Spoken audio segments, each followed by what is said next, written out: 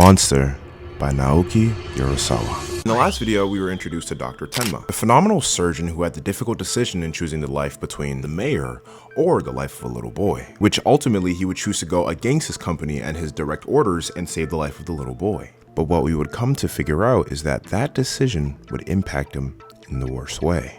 Going into episode 2, we now see Dr. Tenma continuing his surgery on the little boy. While the operation is going on, Dr. Tenma is trying his best to be calm, cool, and careful when extracting the bullet from the boy's head. He was also making it known that it was very lucky that the bullet actually grazed a soft spot in the boy's head, and that if it went any deeper into the boy's skull, the situation would have been way more fatal. And it's only off a pure miracle that the boy was able to come to him and Dr. Tenma was able to save his life. Now we get shown a scene at the ICU. The nurse and the other doctor make it clear that the boy's heart rate is actually at a steady pace, and that he's actually taking good effects to the anesthesia that he's under. Dr. Tenma, after hearing this, decides to take a step out of the room, giving a huge sigh of relief that the operation went successful. And as Dr. Tenma is sitting there, a few of his other coworkers decide to approach him. Dr. Tenma turns to them and says, "How is the operation on the mayor?" And immediately his coworkers turn to him in anger, telling Dr. Tenma that he was so selfish to go to the boy instead of taking care of the mayor. Dr. Tenma tries to rebuttal and asks why. Why are you calling me selfish? Again, his coworkers angry continue to oppress Dr. Tenma, repeatedly saying that he is selfish and that what matters, who came first to the hospital or not,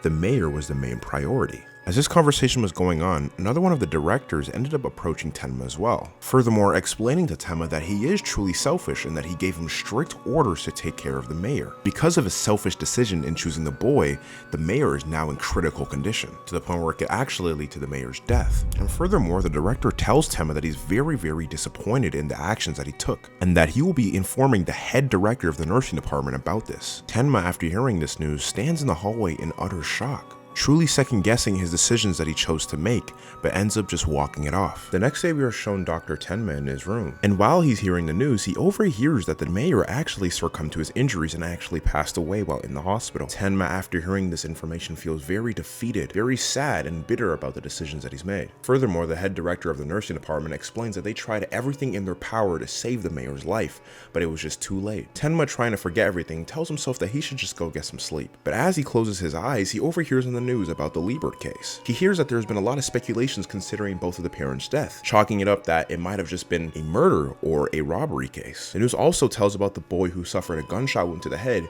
but was miraculously able to survive. Later that day, we see a detective entering the hospital. He stops the nurse in a hurry, asking the nurse where is the little girl whose parents died. He explains that he's trying to get further information about the girl and her parents, but immediately gets cut off by the anxious nurse in a hurry, telling him that the girl is no longer in the room and has escaped. The detective, shocked, joins along with the nurse and trying to figure out where the girl has gone. But in a far off corridor, we see the girl walking down a hallway with the pale blank look on her face, repeating the words, "Kill, kill, kill."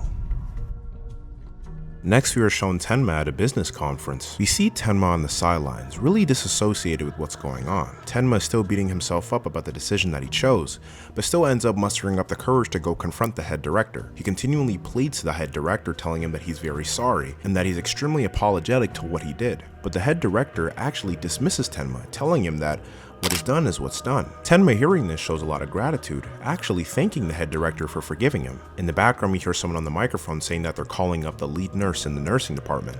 Tenma, thinking that is him, tells the head director that he has to go up and give a speech, but the head director informs him that that call-up is not for Tenma and that he has been replaced.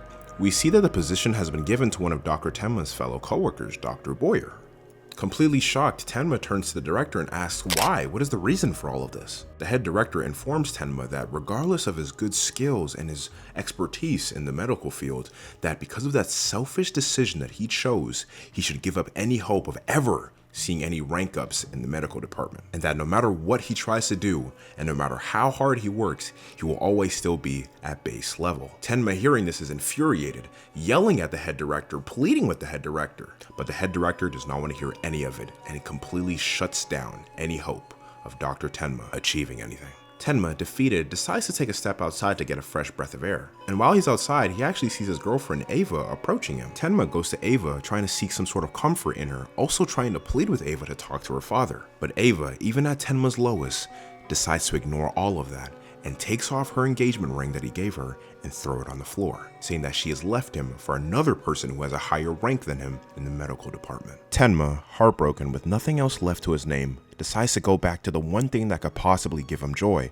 which is the little boy. Tenma, venting to himself, talks about everything that he's gone through up to this point, saying that he sacrificed a lot just to come all the way from Japan to Germany just to work in this hospital, to now having it all stripped away from him over just some small decision. Tenma also says that he knew that he was being used as a pawn, but he also thought that if he would work hard enough, that the head director would actually acknowledge him, giving him some sort of respect for the hard work that he's put in. Then Tenma, in a fit of rage, starts cursing at the head directors and everyone else who works at the hospital, saying that he hates their guts and wishes that they were all dead. And then Tenma turns to the boy and says, "I've done my part.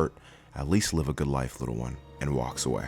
But as he's walking away, we get a glimpse to see that the boy that we thought was seamlessly asleep has now woken and has heard everything that Dr. Tenma has said. Fast forward, we are now shown the detective trying his hardest to get any sort of information out of the girl, reminding the girl that her name is actually Lieber. But then again, she doesn't even respond, just sitting there with a blank look on her face. The detective then turns to the other doctor and nurse and asks if there's anything that they could possibly do to help get some sort of information out of the girl. But the doctor insisted that the girl is just going through some serious trauma after witnessing both of her parents get murdered in front of her, so it's going to take a little bit of time before she can really get back on her feet. The detective then suggests that maybe all the girl needs is just to see her identical twin brother again, but the doctor stops that idea right in his tracks by saying that he doesn't really think that that's a good idea. But in another room, we see the little boy in the care facility, and just right beside his bed, we see 3 doctors. The head director of the nursing department, instead of figuring out ways to seek for further treatment for both the boy and girl, he tries to use their situation as some sort of way to boost popularity for the hospital, telling the other doctors that they should make up some sort of sob story to garner more empathy and funding towards the hospital. And while he's talking, you actually see the chief director take one of the boy's gifts and start eating it. Fast forward throughout the day, we see Dr. Tenma talking to another one of his patients, just basically asking them how they've been and how the treatment has been doing for them. But before the lady can even give her response, we hear a great screaming in the hallway. Tenma, hearing this, rushes out to the hallway to see what happened. Tenma, running towards her, asks what happened. The nurse replies that they brought the girl to see her brother and that she fainted off the pure sight of seeing him. And Tenma replies, "Why would you ever do such a thing like this?" But Tenma, as he's talking, looks to his right and sees Dr. Boyer standing there. Tenma, angry, immediately asks Dr. Boyer, "Why would you do such a thing?" Dr. Boyer says that he just wanted to do some sort of heartwarming stunt for the media,